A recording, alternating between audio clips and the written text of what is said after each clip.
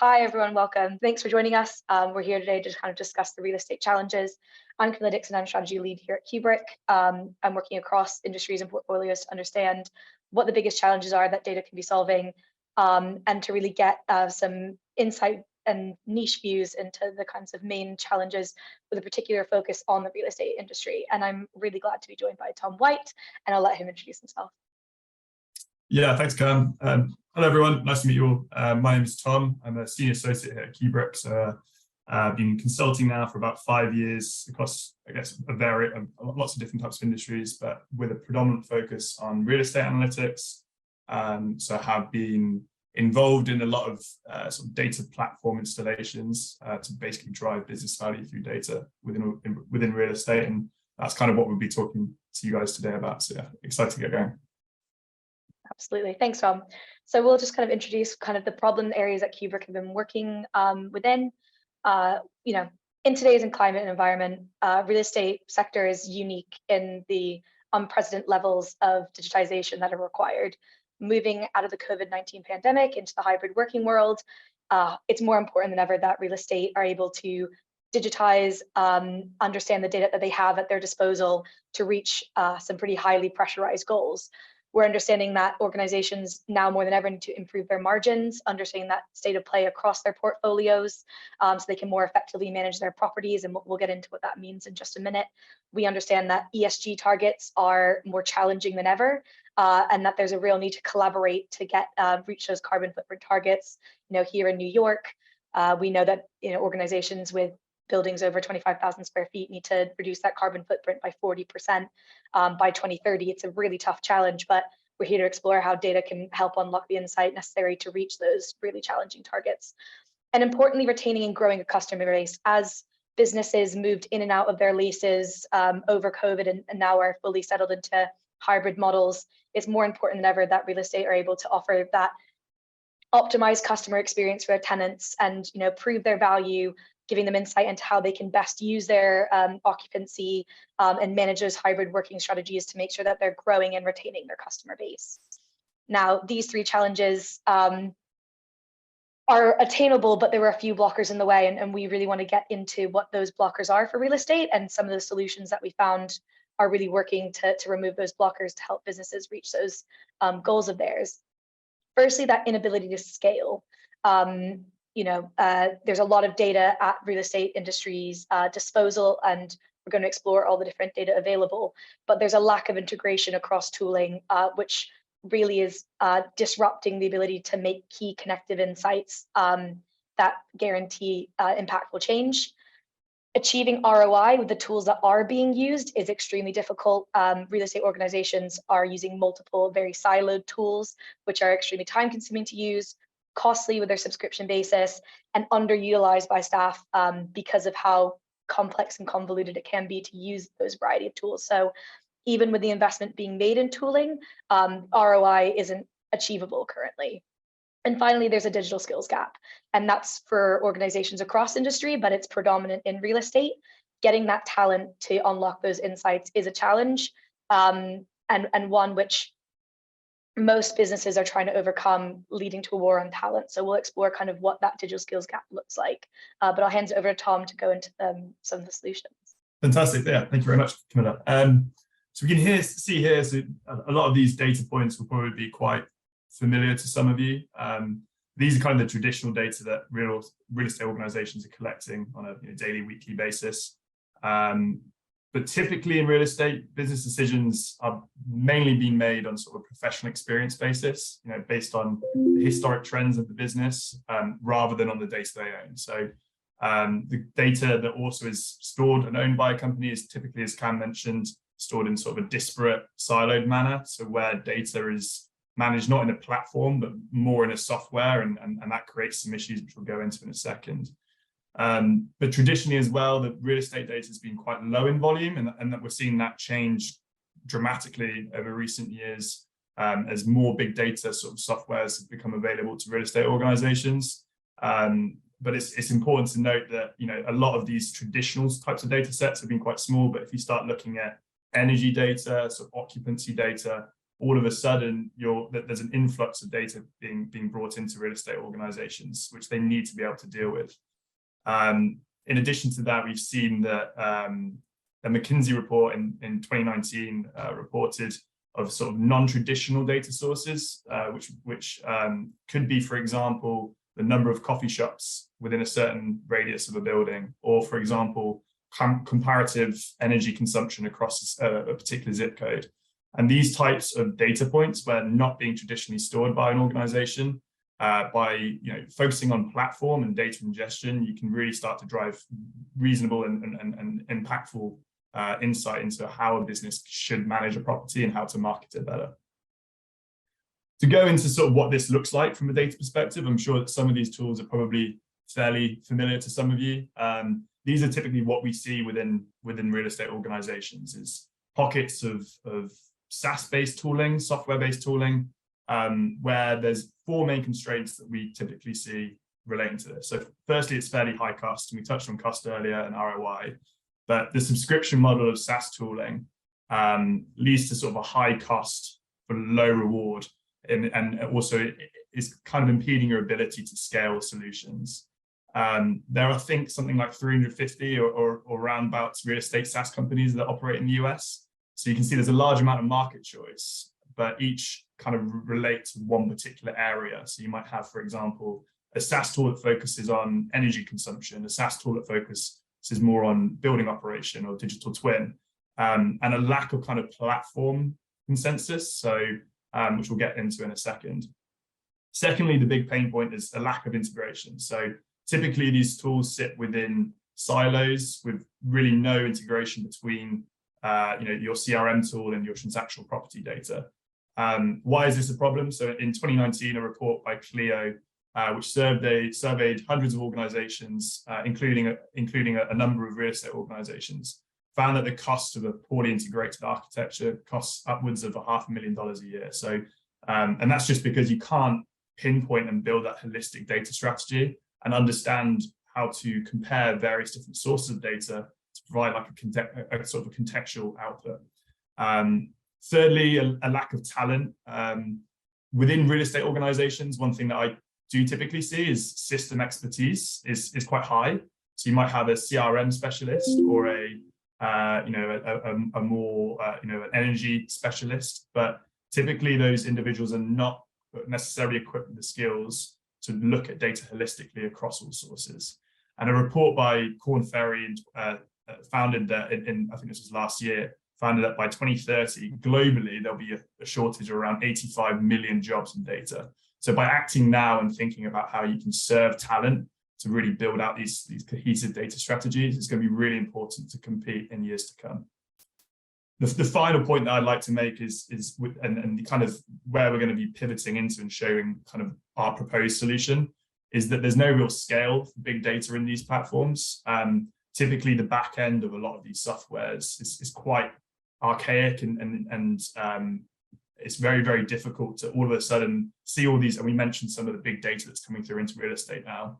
It's typically very, very difficult to store and access and manipulate that data within a software, which is why we're recommending a bit more of a platform consensus. And what does that look like? So if we're taking these as our sort of base toolings and source data for a particular organization, we can see what a platform might start to look like. So ETL is the process of extracting data from source, transforming it and loading it into a loading area. And typically what we see works best is the utilization of a data lake. So what that is a landing area for structured data, i.e. tables that you might have in Excel, unstructured data, which might be the occupancy data that you're finding from sensors within your buildings. And why use a data lake? It's because it allows for that big data scale. It's a very, very cheap solution to store data in, and it can archive and keep historic data so you can look at trend analysis over a period of time. It also is a really key kind of piece of the data science and machine learning. Now, I think looking at real estate organizations, I think that there is a bit of work to be done in terms of what that looks like and how to leverage machine learning. But by storing historic data in a data lake, you're really setting yourself up for success in the future. When we take that data and we start loading it into a data warehouse, what that essentially is a consolidated view of data. So it's structured and a scalable platform to provision data to end users, which we'll go on to in a second. It's modeled to ensure a low cost, but you're also building in those relationships between data points. So when we're talking about silos, i.e. SAS system 1 and the lack of connectivity to SAS system 2, a data warehouse has the capability to compare and contrast various points of information to build an output which is contextual, but also incredibly relevant and can drive business decisions. And we'll go into what some of these analytical products look like in a second. But finally, the third kind of piece of the pie that we recommend looking into are data marts. And these are domain-specific views of data, which are really easily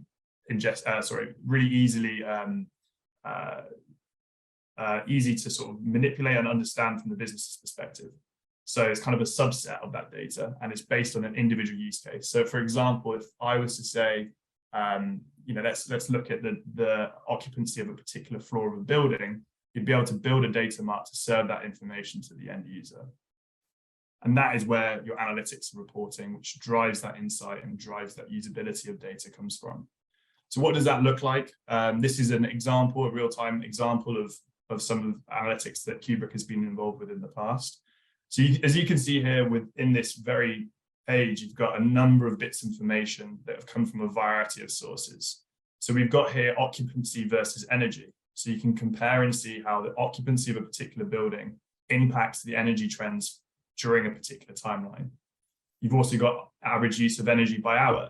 You'd be able to capture things like maybe there's some energy savings that can be made in the early hours of the day, but also looking at how temperature affects energy, both internally and externally to the building. And we have a quote here from one of our key stakeholders that we work with, who provided the input, which we thought was great. So 60% of users check this on a daily basis, which kind of demonstrates the importance of having that at your fingertips. And where previously a lot of those decisions were made based on historic sort of experience, they're now looking to leverage analytics to really drive decision making, which is fantastic.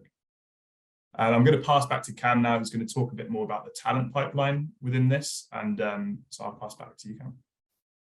Thanks, Tom. Yeah, it was a great run through. Now, when it comes to bringing in those skills needed to harness big data and build cloud-based platforms which are scalable, the digital skills divide is prevalent across industries, but particularly looking at it through the lens of real estate. Not only are data science roles on the up, data engineering alone increases 50% year on year, and that COVID-19 pandemic accelerated digital transformation by 7 years. So businesses across industries are fighting for the same talent, but there's a big opportunity for real estate to kind of get in the game and acquire some of that talent that will serve them in the future. So one, there's a huge challenge with diversity in data and technology. Only 20% of tech roles are held by women still, and that's a number that's plateaued over the last decade rather than increased, despite a really huge focus on conversations about bringing women into technology. There's still a need for businesses to make a concerted effort to show their commitment to DEI, and that could be a large win for the real estate sector to demonstrate that commitment. Meanwhile, looking specifically in real estate, Deloitte found that only 10% of jobs listed within the industry required data and other next-gen tech skills, but those were exclusively within marketing, CRM, and risk management roles. So we're not seeing an integration of those skills into the wider business or within any technology teams in specifics. But meanwhile, currently still more than 40% of real estate employees are over 55, and just 4% are in that 18 to 24 bracket. That's another opportunity to kind of flip the agenda and see how bringing in next-gen skills and data skills into the industry can help build out a team for real estate with diversity, with youth for longevity of skill, and start changing some of those numbers that we're seeing, increasing the average tenure from a data professional, which is currently only at 1 year, as they currently sort of flip between roles in major technology companies. There's a real demand for longevity within real estate, which we think is a huge opportunity. And what that can look like sort of in practice is understanding the skills that you need to make these kind of projects come to life. So by blending skills, rather than just sort of implementing a one-off or a senior, you can not only keep costs low in delivering these projects, but make sure you have that long-term lens on making sure that you're not just implementing technology, but making it scalable for long-term adoption. So one formula that we've seen to work in these sort of projects is combining the expertise of a project lead who has domain experience as well as project management experience, so that it's timely and cost effective. Someone like Tom, and he'll be available to answer any questions at the end of this, with junior talent within data engineering skills, but also data product skills. These varying skill sets allow you to do that robust background data engineering necessary to build the products, but also bring in talent from a business perspective. Our data product role that we've highlighted here uses a combination of technical and non-technical skills to make sure that the data engineering solutions really meet the end user's need. But that's also an opportunity to bring in a different kind of talent, seeking out talent from non-STEM backgrounds or other backgrounds that have a more inclusive talent pool can help you drive diversity into your technology teams, as well as bring that much needed junior talent into real estate. And most importantly, making sure that your business users are involved in the creation of the product. At the end of the day, it needs to answer their unique questions. That's the whole point. Is unlike traditional SaaS tooling, which are out of the box and only answer the questions that are pre-designed, these analytics tools are meant to answer your business's particular questions about how to run a portfolio. And by including the business user in that blend of skills and that blend of domain knowledge, you're far more likely to get an end solution, which is scalable and, most importantly, adopted by the wider business. We'll leave it with some quick takeaways. So we think we still have at least 10 minutes for questions, which is great. Really importantly, there are pitfalls of SaaS tooling. We've seen how kind of convoluted and complex that web can be, but the power of big data is an opportunity to transform those data sources and tooling into an all-in-one solution, which is going to be readily adopted and drive that cost-effective change, which is so needed. While the real estate sector is under a lot of pressure to evolve, lower carbon emissions and optimize their occupancy, these real-time insights that you can get from cloud-based big data platforms are going to be able to answer those questions and help your team reimagine the way that they run their portfolios. And while there is a digital skills shortage, which at present real estate sector is at risk of falling behind major players in other industries like finance and retail, who are currently snapping up that talent, it's a really important opportunity to jump in, offer a new sector and a new perspective with new domain knowledge and new skills to young, diverse talent who are looking to launch their careers with some longevity. So I think we have time for some questions. Fantastic. All right, and we already have one come in. Keep putting them in the chat. That'd be fantastic. How is the slowing real estate market affecting Kubrick's real estate partners and the growth of data in real estate? I mean, Tom, one for you if you have any insight in that. So I believe that the real estate sector at the present, where you have sort of a slowing demand, I think it's not necessarily a slowing demand, I think it's a change in market conditions in a lot of cases. So I think when we look at some of our partners in real estate, they're seeing the ability to react quickly to changes in market conditions, which is coming through more and more frequently, gives them the ability to sort of to scale up their business model and sort of compete in the new world. I think by providing analytics that are real time and seeing, you know, for example, this tenant is under occupying a particular unit within their property, and providing that analytics on a daily basis, you end up having a finger on the pulse of your business, so you can make decisions and sort of, I guess, sort of understand them at an earlier date, and that's been really helpful at beginning to try and you know, rather than just typically what happens, you know, if you think about the sales pipeline in real estate, you'll end up, you know, when things are coming to renewal, there'll be a lot of focus on how is a client using a building, you know, can we upsell, are they interested in renewing, A lot of those questions are already kind of answered by looking at that data in real time. In terms of, I mean, this might be so can Kubrick consultants improve integration of data and workflow in terms of adoption of new tech and SaaS platforms? So in terms of integration and workflow, I guess it'll be useful to understand what is meant by workflow here. I imagine that it's in relation to, I guess, typically in SaaS toolings, you have sort of a predefined sort of route of workflow, and that might mean within a CRM tool, you have the ability to, I guess, you know, click on a particular button and it will do a particular activity for you. So I think when we're looking at SaaS toolings, I think that's where that workflow should exist, and we're not advocating the demise of SaaS within real estate. I think it's more looking at SaaS as an action-based tooling, whereas where you will go into and do your day-to-day, but the data platform will kind of store that insight and be able to leverage to really give some useful outcomes from that. Cam, do you want to take the next one? Yeah, sure. So we've got another question. How difficult is it to scale up a data team? How many disciplines do you need? I mean, we just gave the example of data engineering combined with data product capability, which is that core ETL into data lake, into data marts and all that kind of backend engineering that Tom so eloquently explained, which although is very technical, but using data product capability to manage the project, make sure it meets business requirements and is fully adopted at the end, which is most important on the ROI front. The other discipline which we see being used in organizations, especially once they have this foundational data engineering capability, is the importance of data management, to make sure that the data that's being used is accurate, reliable, is being accessed by the right people in the business, is secure, especially within risk management. It's essential to make sure that data is being used with compliance in mind. And I mean, Tom can speak a bit more to the world of data management, but particularly as businesses are, as we've discussed, real estate is using so much different kinds of data, that variety of data being ingested, especially considering non-traditional data sources.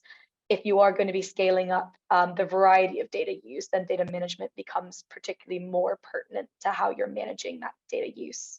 Do you think anything else to add on that front, Tom? No, I think that's pretty cohesive. I think, yeah, data management is obviously looking at the quality of the information. So, yeah, if we're saying here's an analytical dashboard that shows you, some summary of how a tenant is interacting with a particular building. The importance of that data, and I think typically in real estate, from my perspective, a lot there's between the business and the data, there's normally quite a lot of trust issues. You don't know how to go and understand your data. There's a lack of sort of trust in the systems that store them, and I think that leads to people kind of shying away from how to use data. And I think what data management is building the quality of the data so that the quality of the outcome is relevant, but also trusted by the business. And it's kind of that culture change that's required in order to really drive